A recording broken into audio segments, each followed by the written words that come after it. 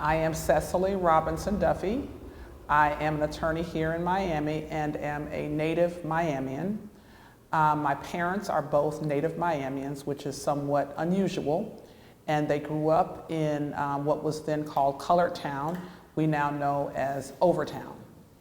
Because of the influence of my parents and my church, St. John Baptist Church, which is still located in Overtown, I have a great respect and reverence for the history which comes out of Colored Town or Overtown, Black Miami. Similar to many of the cities in the South, there was a railroad which separated Colored Town from other people's town or from white town. The railroad here in Miami, west of the railroad was Colored Town, and African Americans knew that they were not to go over that railroad track unless they had specific business, if they were going to work or if they were possibly going shopping. But even if they were shopping, the shopping had to be done under certain restrictions and with certain parameters.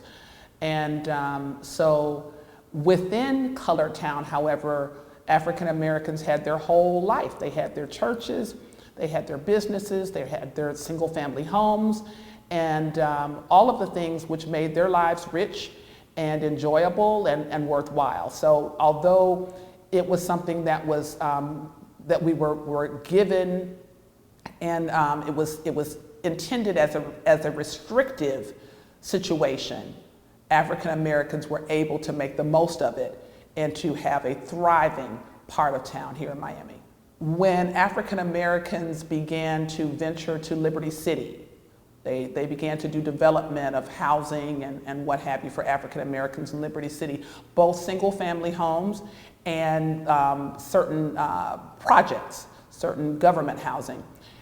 Many of the people would live in Liberty City, but they would come back to Overtown or Colored Town to transact business, go to church, go to certain vendors and things of that nature. But between Overtown or Colored Town and Liberty City, there was a section of white Miami that they were not to stop and do business within. And so they would refer, when they would be going back to Colored Town to attend church or whatever it was, they would say the phrase, "I'm going over town." And over a period of time, it just became a colloquialism, so to speak. And I think that my godmother, Mrs. B. Hines, I think she was the first one to actually codify that in the Miami Herald, and it became a name, Overtown. But the African Americans had been using it all the time, kind of like two words, maybe with a hyphen, over town. I'm going over to town. And eventually it stuck. It became the name of this part of Miami. Well, people like my grandparents who migrated from Georgia, their relatives and friends would let them know, now you stay over here, you're not to do certain things. But in addition, white police officers would let them know, you're not allowed here. There wasn't a visible line, but there was an invisible line, which made it very clear that they were not to venture into white Miami without permission, without authorization. As it relates to even Miami Beach, African Americans who worked as domestics, like my grandparents did on Miami Beach, had to actually have identification specifically for that purpose. They would have to go annually to get something similar to a driver's license, which licensed them to be able to be on Miami Beach in order to go to their jobs. Well, my grandparents came to Miami in 1936, and all of these things were in place. It probably began to loosen in and around the 50s. I'm a child of the 60s, and so I never went to segregated schools, but my older siblings did. So around the mid-60s, it was a completely different experience. And it's difficult to really understand that people that I know, even people that I lived in the house with, experienced that as commonplace every day. That was their experience every day. My sister has talked with me about her first day in integrated schools. She had been in segregated schools and been very comfortable, and then there came the time that she had to go to integrated schools. And so she relates to me the experience of that first day. The first thing she talks about is fascination. My mother worked at Dunbar Elementary School in Overtown as the school secretary, or one of the school secretaries. And my sister, though my family lived in an integrated neighborhood, my sister was still going to work with my mom because that was convenient. And when integration began and became enforced, all of the children had to go to their neighborhood school. And so my sister had to then go to Chatillon Elementary, which had been traditionally a white school. And she said that the first day she couldn't pay attention to the teacher because she was just so fascinated with the other children's hair and how they looked and whatnot, because she'd never really had a lot of experience with children who didn't look like her. We also are under the misconception that all of Liberty City has always been black, but that's not true either. There are certain pockets even of Liberty City which were once white. So between, I would say, let's say 20th Street or so, up until probably 54th Street or so, all of that was white town. So there were miles of white neighborhoods between Overtown and the black section of Liberty City. I don't know if there was a specific designation since it's a neighborhood and not an actual city. We now look at Liberty City as, I would say, anything from 54th Street north to maybe 79th Street, from let's say Northwest 7th Avenue over to maybe 17th Avenue, because adjacent to Liberty City is Brownsville or Brown Sub. And that was another African American development, but it's not the same as Liberty City.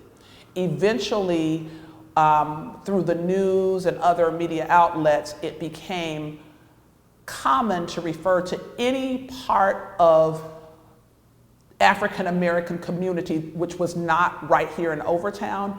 Anything that was in central Miami where African Americans lived, everyone referred to as Liberty City, but all of that is not Liberty City. My own children had the blessing of having my grandmother, who was born in 1910, having a great hand in their upbringing and sharing those stories, not even for the purpose of making them culturally aware, but just because that was her experience.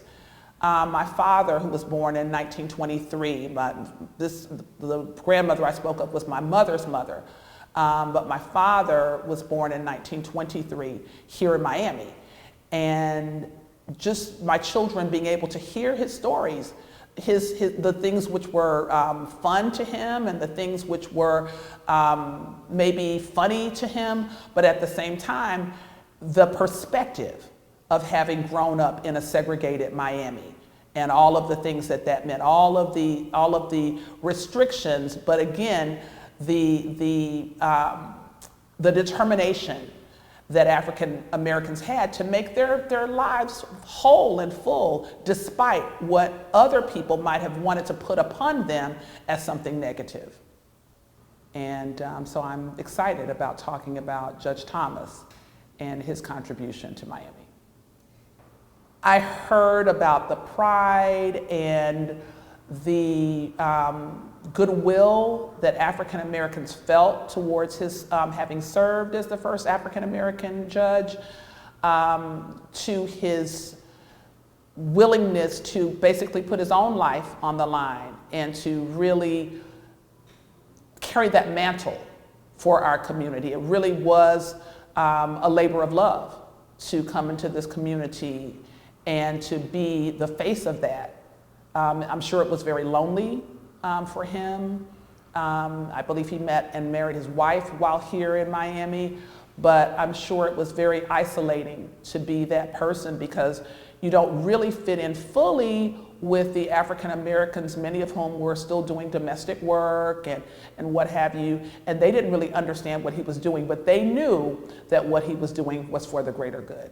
I recently did a Black History Month presentation for students here in the Miami-Dade County Schools. One of our judges now, every year for the past couple of years for Black History Month, he has asked African American lawyers, judges, and as well as people of other communities to go on Zoom with a classroom, a middle school classroom within our Miami-Dade County schools and talk about African American history.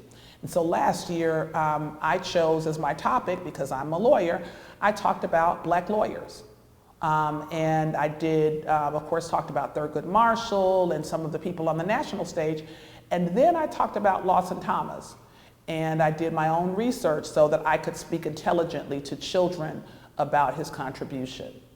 Those sacrifices which he made, as well as many others during the civil rights movement, that our children, my own children and children younger than my children, not take for granted their right to vote and their right to seek these careers, that we just not forget about all of the sacrifices that Judge Thomas and others made for them to have that opportunity. Judge Thomas, together with I think some local pastors and I believe maybe a couple of other professionals, I think, as a matter of fact, I think Garth Reeves might have been among those who went to the beach. They did a wade-in, so to speak. It's interesting that these were professional men. Not only Judge Thomas, but some of the others were men who had careers, and they could have sent people who were in lesser professions. They could have sent young teenagers, but they put their own lives, their own livelihoods, their own families, their own reputations on the line in order to integrate the beach. So they went to the beach, wound up, I believe, getting arrested and whatnot, because the beaches at that time were designated white only. And wound up, because of that, the city of Miami ultimately designated a beach, which was Virginia Key Beach, for African Americans. I grew up at St. John Baptist Church in Overtown. And when I was a child, my then pastor, Reverend Thetford Johnson, who was an uneducated man but did not let that limit him, decided that St. John needed to have a continued influence in the city of Miami. And so our church created a fellowship hall, which was then known as Johnson Hall. And on Saturday mornings, our pastor would invite local officials, the mayor and the persons who sat on the city council and all sorts of what we now call influencers, into that room every Saturday morning. Mayor Xavier Suarez from that time and whatnot, all of those people would come to St. John on a Saturday morning.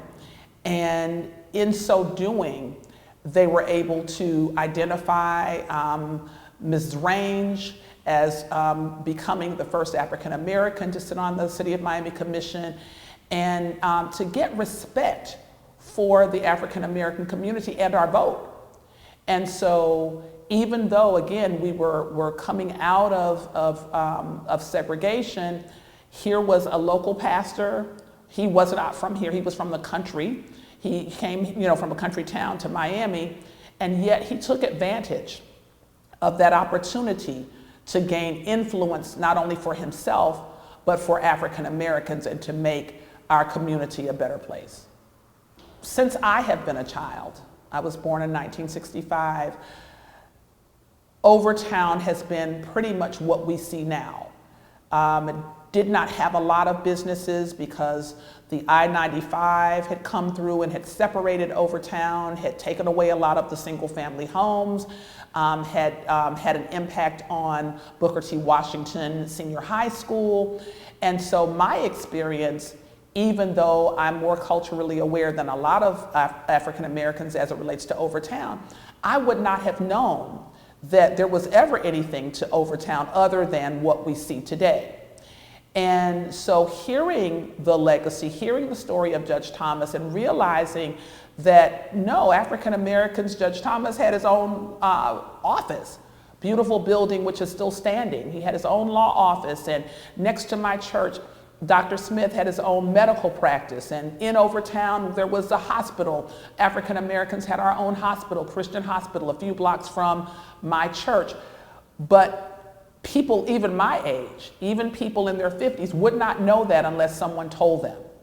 And so it's important for us to get that message out so that children who are growing up in Overtown now or other African Americans throughout our community will realize that we have done wonderful things and that we're capable of doing wonderful things, even though now, you know, we're living in suburbs and some of us living outside of Dade County. Nevertheless, there is strength within our community. I think one of the things which is so interesting is not only was he born in 1898, but he was born in the segregated South and in a small town.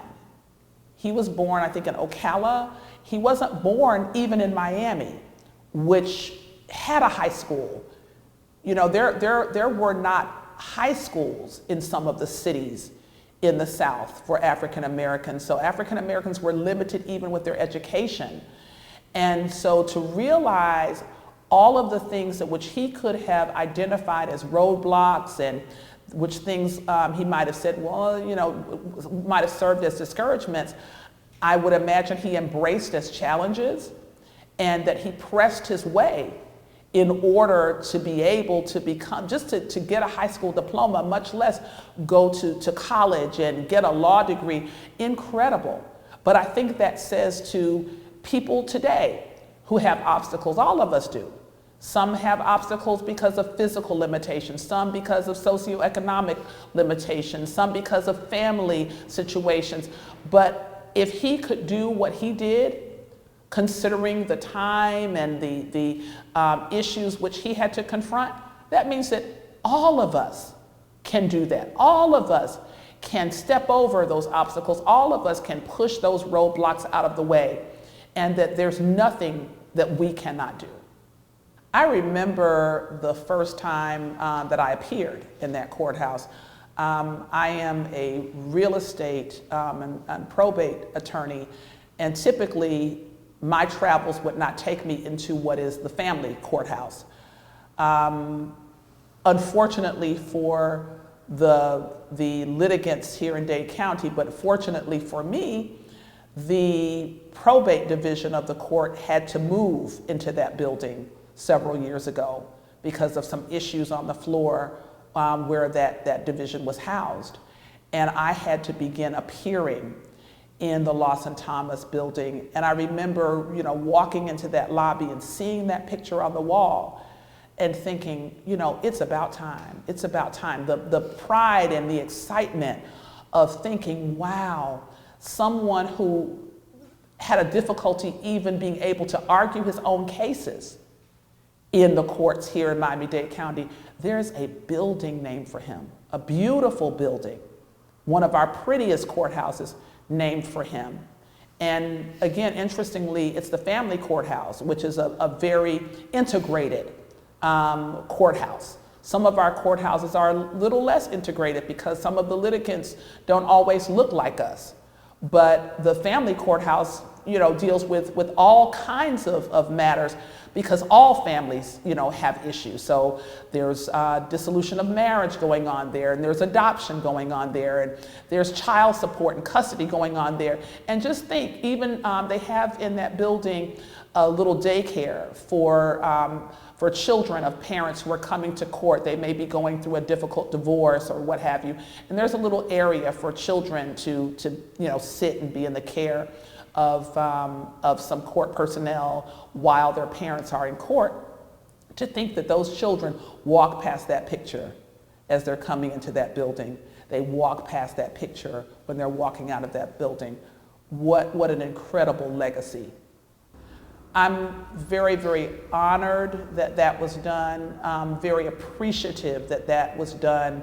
I'm thankful for the bar associations here in Miami-Dade County, particularly the voluntary bars, meaning the Dade County Bar and CABA and Wilkie Ferguson Bar and Gwen Cherry Bar, that we do try to work together and that we do try to respect one another. And so I'm very, very pleased that they chose to name that building for him.